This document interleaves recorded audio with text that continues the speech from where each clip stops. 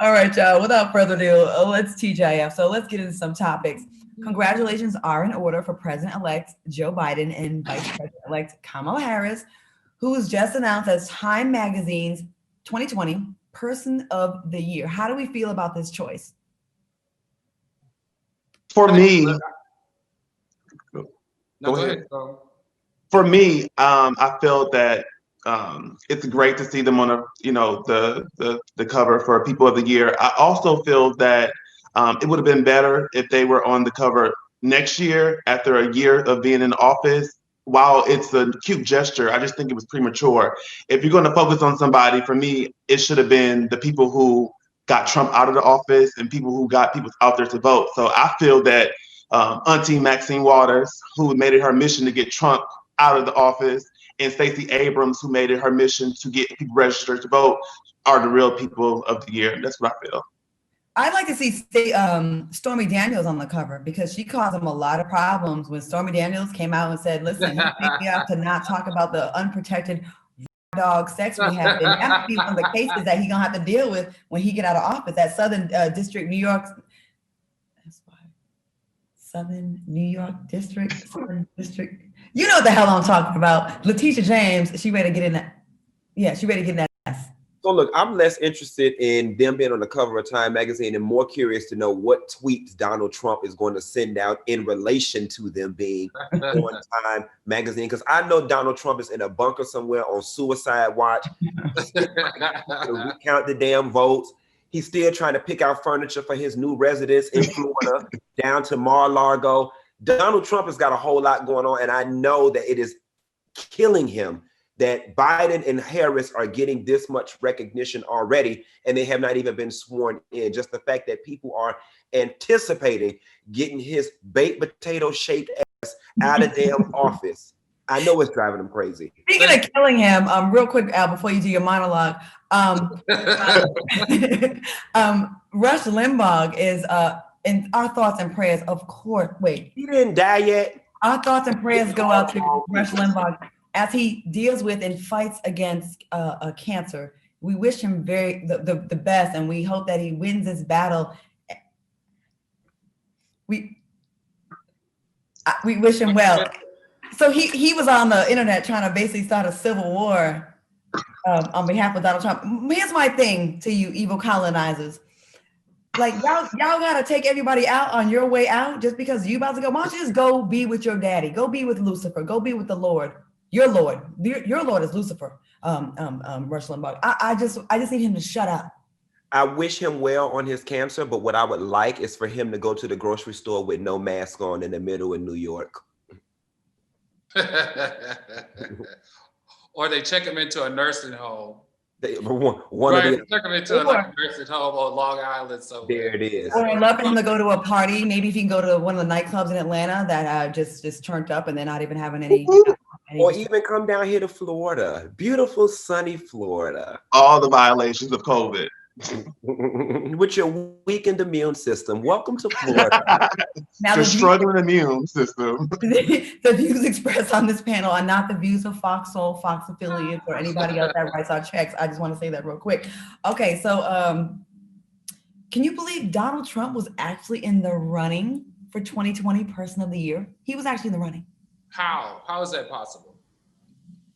We're in the United States of racist America. Very possible.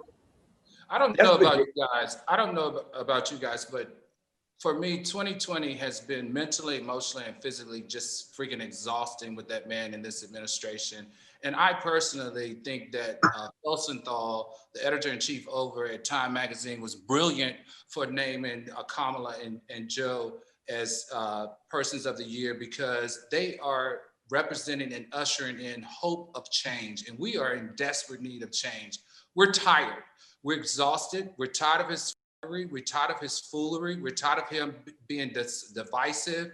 People are dying. We are in the middle of a pandemic. We're in the middle of a social unrest where people are dying. And this contentious election where he won't give up the office is making me want to kill myself. I'm done with him. Like, I want him out. Now, the only thing that did freaking bother me recently was, did you guys hear the recording of the meeting that he had with the civil rights leaders, where he was talking very aggressively and very ugly to the civil rights leaders. And all I want to say is this: he better watch it, because he's not there yet. And Kamala, she needs to check Joe Biden before he even starts his inauguration, and she should be good at it because she's married to a white man, right?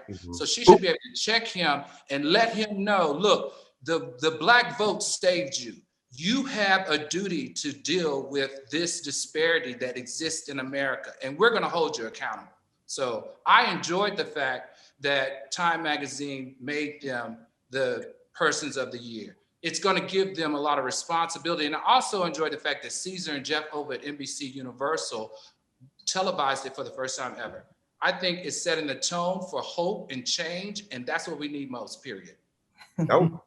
I'm going to put a timer on your ass. I know, right? Okay. So listen, K. Michelle received some backlash after posting an emotional tweet about the Pied Piper of teenagers, R. Kelly. She tweeted, "I swear if Rob was here, so many of my musical questions would be answered."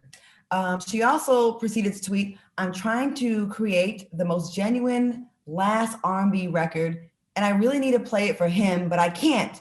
And it hurts." What are your thoughts on K. Michelle's tweet? And is it okay for K. Michelle to miss R. Kelly as a musical mentor?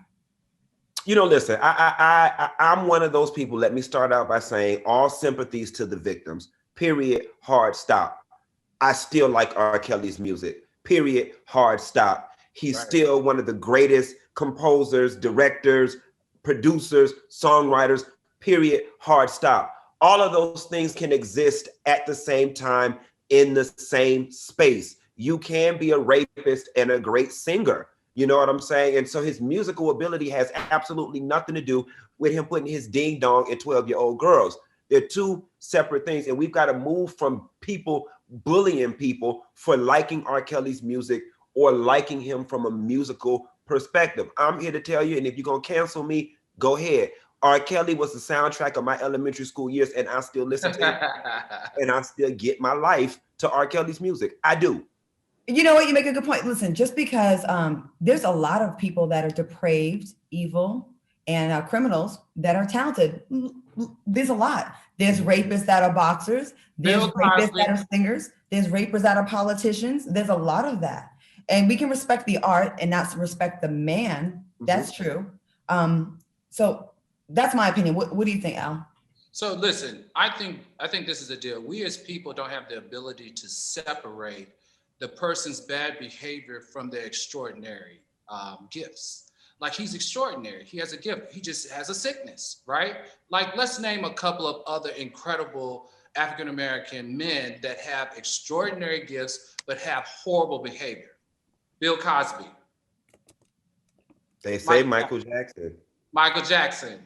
Do y'all believe that about Michael Jackson? Or do you think that was all orchestrated by people trying to take his catalog? And do you believe that was orchestrated by the powers that be? Or do y'all believe that Michael Jackson was in fact touching those boys? Listen, I believe it was. You believe who, Jerome? I'm a Michael Jackson fan. I don't know too many grown-ass black men that have little white boys hanging out at their house, riding, games and shit, sleeping in the same room. I'm just gonna leave that right there. Can I give my third example though? No, I'm kidding. No. So I'll say this. I believe that it was orchestrated when it came to Michael Jackson. Those accusers later came out and said that parents set them up for them to get money and things like that from Michael Jackson. But let's jump back to K. Michelle. K. Michelle, who is so talented, who I love. We know her more for her drama, her Twitter beefs, her everything that's not associated with music. So at this point, I feel like K. Michelle would do better if she just log off social media, go in the studio, make some good songs so people can continue. Well, no, so people can start buying her albums again. That's what she needs to do. K. Michelle, like literally, like as talented as she is, you think about all her beefs that she don't had, all her the Twitter beefs, all the drama in the club, the love and hip hop. She's too talented for that. Like, leave that alone. Get off social media. Get off social media. Yeah, I like K. Michelle, so I'm gonna have to come to K. Michelle's defense. You got to remember. You already went, Al. You already went. Okay, sorry. Listen, I don't think there's nothing wrong with her expressing what she expressed. Right. It's honest. It's a, it definitely, it's an honest emotion. My only question is intent. Why did she feel it necessary to express that aloud to Jerome's point, knowing that it was going to cause controversy? You know what I'm saying? It almost feels like she needs the negative energy in order to exist. Yes, that's her brand. We got to take a quick break. And when we come back, we're going to hear more from Al Reynolds. I didn't mean to cut you off, Boo. I wasn't trying to be mean, but I am going to be messing with you tonight. So just, you're going to be all right. We got more with TGIF when we return after this quick break on Fox Soul.